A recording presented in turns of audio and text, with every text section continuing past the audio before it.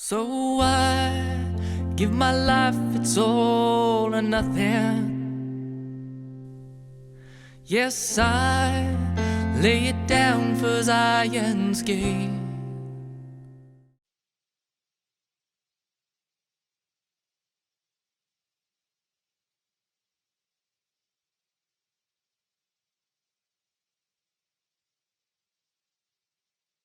Llegamos a la última sesión de esta serie acerca de la naturaleza de la teología reformada y estuvimos viendo el acróstico TULIP en los últimos días y realizamos unos ajustes a los términos que se encuentran en él. En la última sesión vimos el concepto de la gracia irresistible y les mencioné que prefería el término gracia eficaz, y antes de pasar a otro tema, solo quiero agregar un pequeño postulado final no científico mediante la lectura de un breve texto de la Confesión de Fe de Westminster, la cual es una norma doctrinal histórica de la teología reformada que data del siglo XVII en Inglaterra, donde tenemos esta referencia a la doctrina del llamamiento eficaz.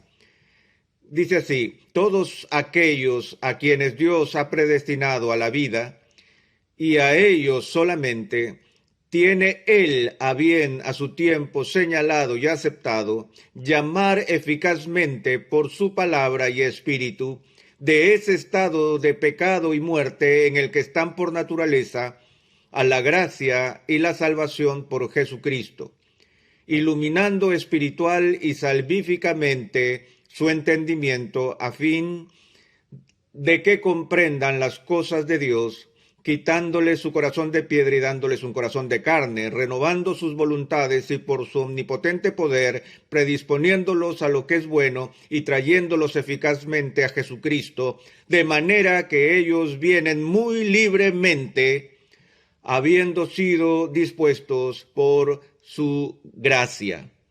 Ahora, hago referencia una vez más acerca de la eficacia de la gracia de la regeneración, no para continuar donde nos quedamos la última sesión, sino como puente, como transición a la última letra del TULIP, la cual es la P en TULIP, y estoy seguro de que estarán encantados de saber que no voy a cambiar esta letra. Y la P viene por perseverancia de los santos. Sin embargo, a pesar que no voy a cambiar la letra, sí voy a hacer un cambio en la palabra. También creo que esta frase de perseverancia de los santos es peligrosamente confusa, porque una vez más sugiere que la perseverancia es algo que hacemos, tal vez en y por nosotros mismos. Ahora, yo creo que los santos perseveran en la fe y que los que han sido llamados eficazmente por Dios y han sido regenerados por el poder del Espíritu Santo perduran hasta el fin. Así que ellos perseveran. Pero ellos perseveran no solo porque son tan diligentes en hacer uso de las misericordias de Dios, sino que la única razón por la cual cualquiera de nosotros continúa en la fe, aún hasta el último día, no se debe tanto a que hemos perseverado, sino porque nosotros hemos sido preservados. Por lo tanto, prefiero el término la preservación, la conservación de los santos, porque este proceso por el cual somos guardados en un estado de gracia es algo que es llevado a cabo por Dios.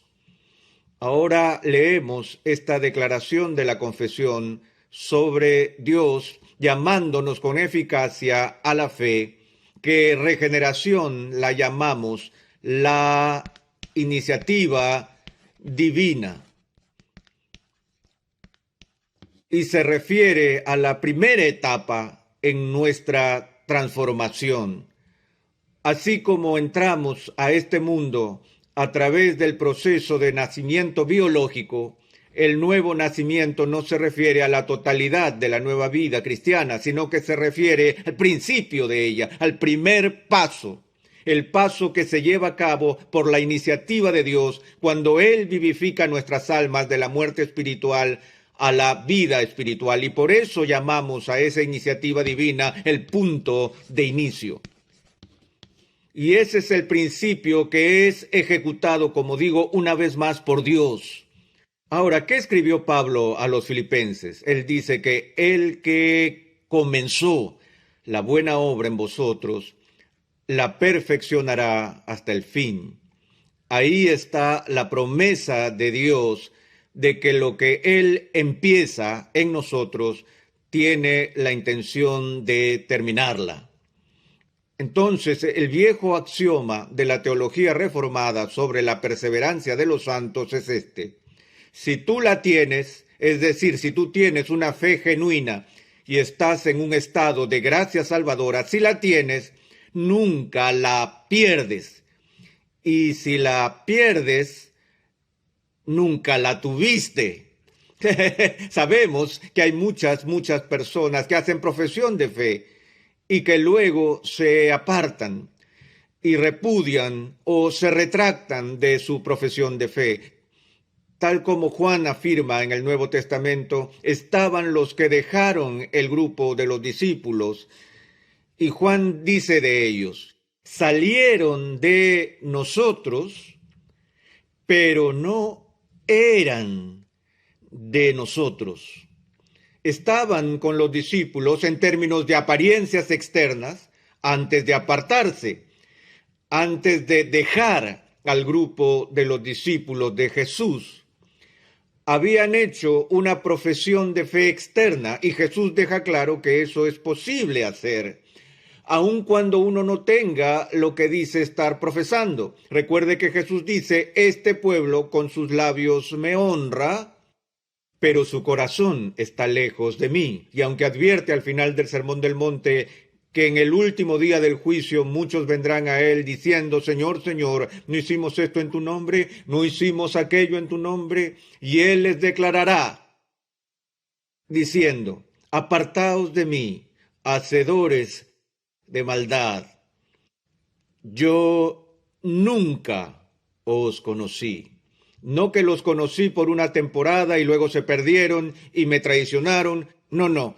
Ustedes nunca fueron parte del cuerpo invisible de mi iglesia invisible. El mismo tipo de comentario es hecho por Cristo con respecto a Judas, a quien llama el hijo de perdición desde un principio. Y en su oración sacerdotal, Jesús ora para que aquellos que el Padre le había dado nunca se pierdan y que nadie jamás se los arrebate de su mano. Y él da gracias al Padre, porque todos los que el Padre le dio vinieron a él, y ninguno de ellos se ha perdido. Y así podríamos enumerar en los próximos minutos una serie de pasajes similares en el Nuevo Testamento, donde tal seguridad es dada por los apóstoles que las personas que moran en Cristo tienen un futuro, una herencia futura que ha sido establecida desde la fundación del mundo y que algún día vamos a escuchar al Padre decir, venid, amados míos, heredad del reino que ha sido preparado para vosotros desde la fundación del mundo. Pero una vez más, el punto que quiero resaltar es que esta perseverancia en la fe no es algo que depende de nuestra fuerza. Aún después de que somos regenerados, todavía caemos en pecado. Y no solo en el pecado, sino en pecado grave. Y decimos que es posible que un cristiano se vea envuelto en una caída muy grave. Y hablamos sobre reincidencia, sobre faltas morales y cosas así. No puedo pensar en algún pecado que no sea el de la blasfemia contra el Espíritu Santo, que un verdadero cristiano no sea capaz de cometer.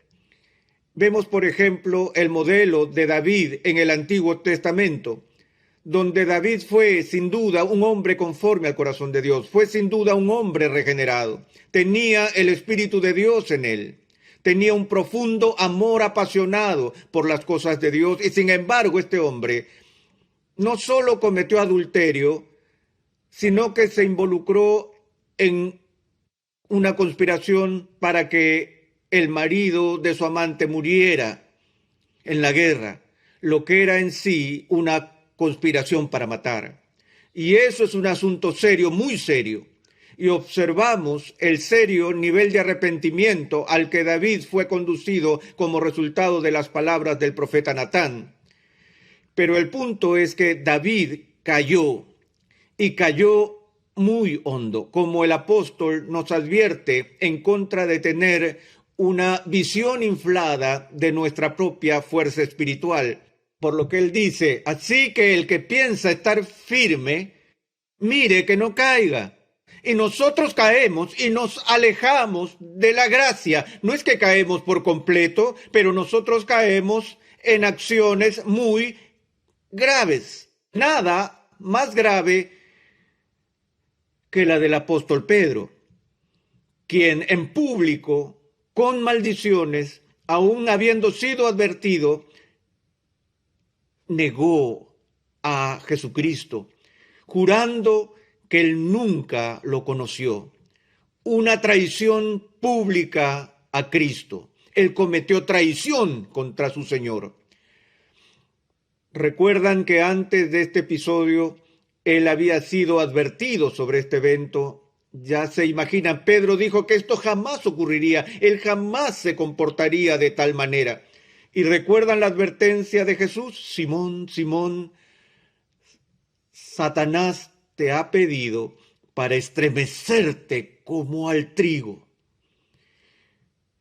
Pero yo he rogado por ti para que cuando vuelvas fortalezcas a los hermanos. Ahora, él cayó, pero se levantó, fue restaurado, y su caída fue por un momento. Y por eso decimos que los cristianos verdaderos pueden tener caídas radicales y serias, pero nunca caídas totales y finales de la gracia. Aún en las iglesias, cuando las personas profesan fe y caen en pecados muy serios y atroces pecados, tan graves que implican la disciplina de la iglesia, y aún en procesos de disciplina eclesiástica que pasa por varias etapas, cuya etapa final, ¿cuál es? La excomunión. Y creo que es posible, sabemos que es posible para alguien que es verdaderamente regenerado, un verdadero cristiano que esté tan atrapado en el pecado al punto de ser llamado por la iglesia, puesto en disciplina, ser suspendido de los sacramentos y aún así no se arrepiente en todo el camino hasta llegar al final, que es la excomunión, donde es expulsado de la comunión del cuerpo de Cristo y debe ser tratado como un no creyente, ser declarado como no creyente por la iglesia. Incluso ese acto de excomunión se hace con la esperanza que la persona es un verdadero creyente atrapado en un estado muy persistente de pecado y que esta disciplina final de ser separado de la comunión del cuerpo de Cristo será lo que el Espíritu de Dios use para llevarlo al arrepentimiento. Y vemos ese ejemplo que se encuentra en el Nuevo Testamento en la situación de Corinto con el hombre incestuoso. Recuerdan cómo la iglesia nada hacía para disciplinar a este hombre que estaba viviendo en una vida escandalosa hasta que el apóstol tuvo que reprenderlos y amonestarlos y les ordenó excomulgarlo. ¿Qué pasó cuando él fue excomulgado? Se arrepintió y solicitó la reincorporación a la iglesia y ahora la iglesia no lo dejaba regresar. Entonces Pablo tuvo que volver y decir, miren, todo el propósito de la excomunión fue para llevarlo al arrepentimiento. Ahora que él se ha arrepentido, permítanle regresar. Así como Cristo dio la bienvenida a Pedro de vuelta al redil después de su acto reprochable de traición. Así que, de nuevo, el pecado del cristiano puede ser radical y serio, pero nunca total y final. Entonces, ¿cómo juzgamos a alguien que ha hecho una profesión de fe, quizá en presencia nuestra, y luego vemos cómo más tarde la repudia? Bueno, lo primero que se hace es un juicio compasivo, porque uno no sabe el verdadero estado de su alma. Esa es una desventaja que tenemos. No podemos leer el corazón de nadie. No pueden leer mi corazón y yo no puedo leer los suyos. Estamos llamados a ser prudentes y sabios y mirar las acciones de los demás y evaluar y discernir respectivamente. Pero aún por tu mejor acción no puedo conocer realmente tu alma y ustedes no saben lo que hay en la mía. Por eso estamos llamados a ser excepcionalmente tolerantes los unos con los otros y tener esa compasión que cubre una multitud de pecados entre nosotros en la comunión de la iglesia. Pero Dios lee el corazón. Y cuando Dios dice que una determinada persona nunca estuvo en un estado verdadero de fe, podemos estar seguros de que esa persona nunca estuvo en la fe verdadera. Ahora, pero ¿qué pasa si nos topamos con alguien que está en medio de una grave y prolongada caída y que ha repudiado la fe públicamente? Entonces, ¿podemos saber que no es cristiano? No, porque no conocemos el mañana. No sabemos si están en la posición de David antes que Natán hablara con él. Si alguien hubiera estado en ese momento, cuando Pedro dijo que nunca conoció a Jesús, de seguro no habría aseverado que Pedro era cristiano, porque lo estaban observando justo en medio de esta prolongada caída tan grave. Pero todavía tenemos esperanza por aquellos que nos han dejado por un tiempo y que van a regresar. Y tenemos que reconocer que puede tratarse de una de dos cosas. Uno, que su profesión inicial no fue auténtica ni genuina, se trataba de una profesión de fe vacía y que nunca fue creyente, o que su profesión de fe era genuina y que va a volver.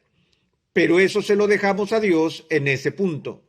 Pero lo que nos enseña el Nuevo Testamento es que el Espíritu Santo, de nuevo, el único que nos levanta de entre los muertos, y Él nos levanta para vida eterna. Todo el propósito de la elección de Dios es para llevar a su pueblo de manera segura al cielo. De modo que lo que Él empieza, Él promete terminar. Y Él no solo inicia la vida cristiana, sino que el Espíritu Santo es el santificador, el que convence y el ayudante que está allí para ayudar en nuestra preservación. Ahora, dos importantes términos se dicen con respecto a la obra del Espíritu en la vida del cristiano que están relacionados con esta idea de la preservación. Uno es que somos sellados por el Espíritu Santo y el otro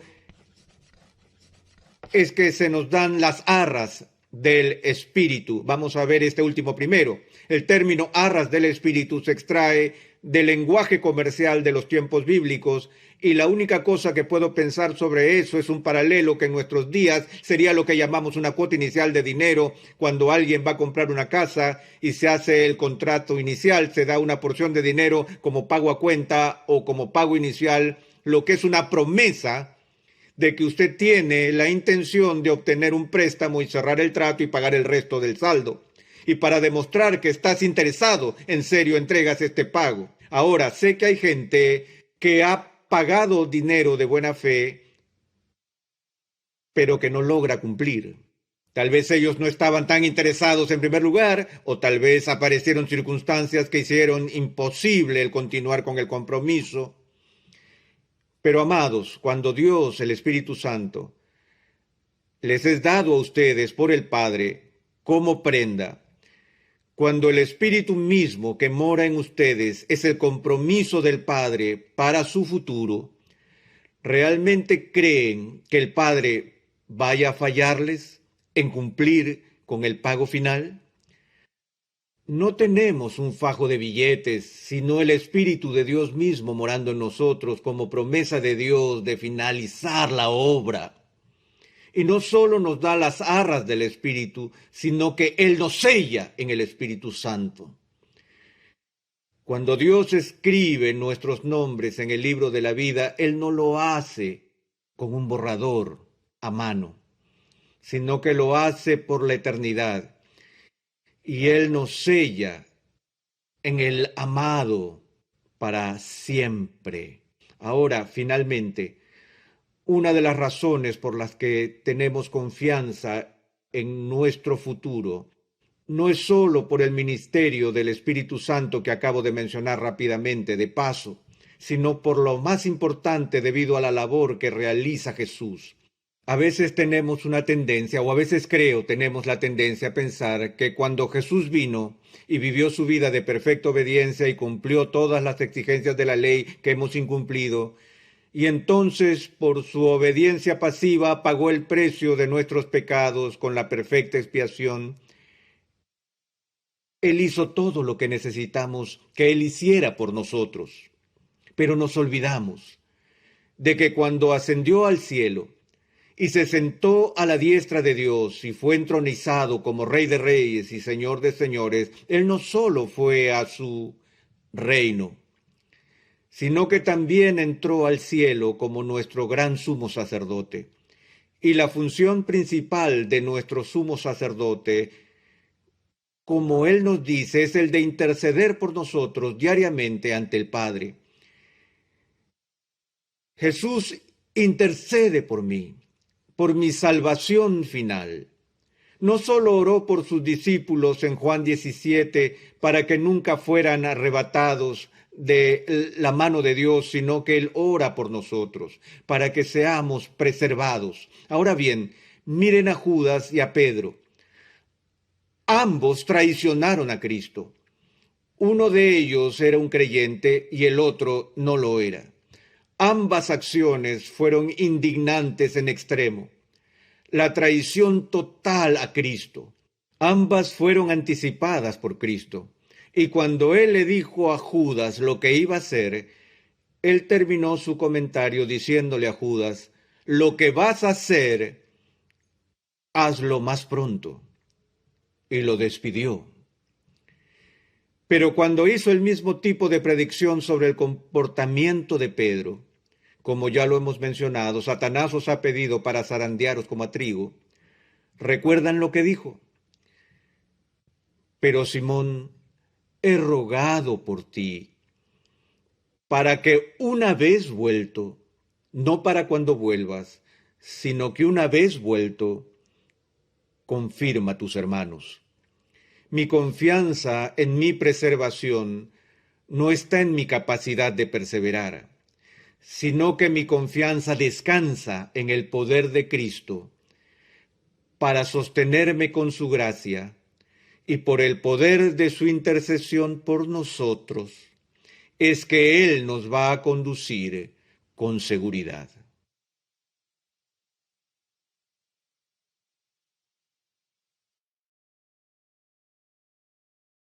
So I give my life, it's all or nothing. Yes, I lay it down for Zion's gate.